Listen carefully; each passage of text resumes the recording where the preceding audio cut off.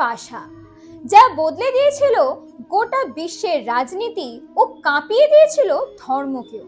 কি ছিল সেই পাশায়, আর কারই বা ছিল সেই পাশা?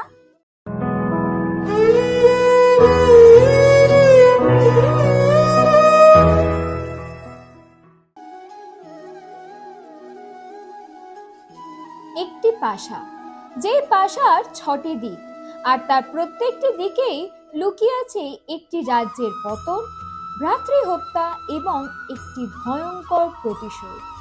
যে প্রতিশোধের আগুনে জ্বলে যায় একটি গোটা রাজ্য। মহাভারতের যুদ্ধ কি শুধুই কুরুক্ষেত্রে হয়েছিল? না, আসলে মহাভারতের সব থেকে বড় যুদ্ধ হয়েছিল পাশা খেলায়। যে পাশার নাম ছিল শকুনির পাশা। গান্ধার রাজ সুবলের একমাত্র পুত্র ছিল শকুনি, যার ছোটবেলা থেকেই অসম্ভব বুদ্ধি ছিল।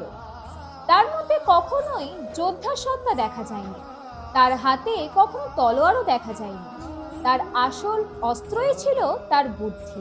ছোটবেলা থেকেই সে একটা জিনিস বুঝে গেছিল, যে বল প্রয়োগ করাই শুধুমাত্র বুদ্ধির পরিচয় নয়, পরিস্থিতি বুঝে আসল সিদ্ধান্ত নেওয়াই হলো আসল বুদ্ধির পরিচয়। কিন্তু সে জানতো না যে তার জীবনের মোড় এইভাবে ঘুরে যাবে।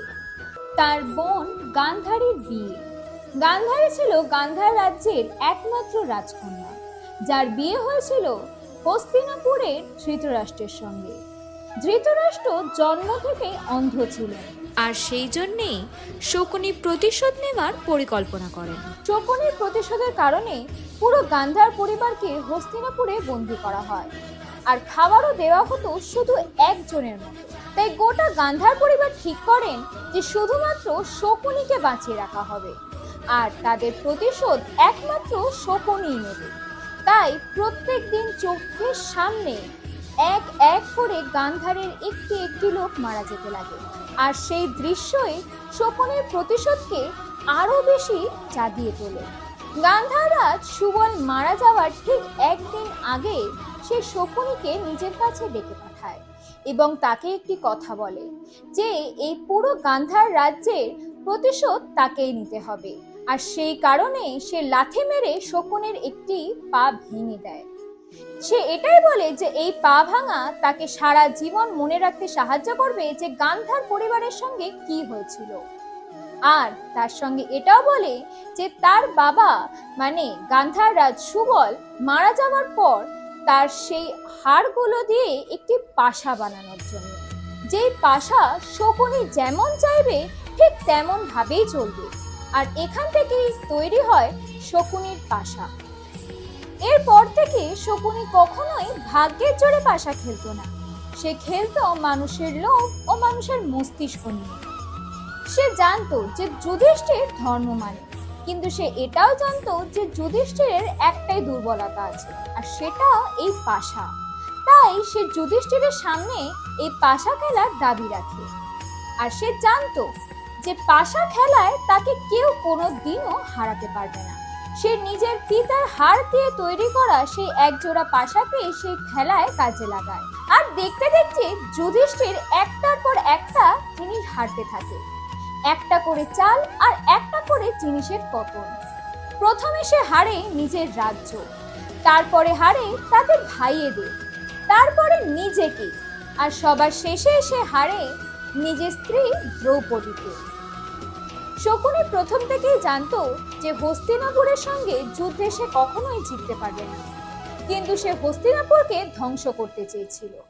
সে কখনোই হস্তিনাপুরের রাজা হতে চায়নি, কিন্তু সে চেয়েছিল কৌরব বংশ ধ্বংস হয়ে যাক।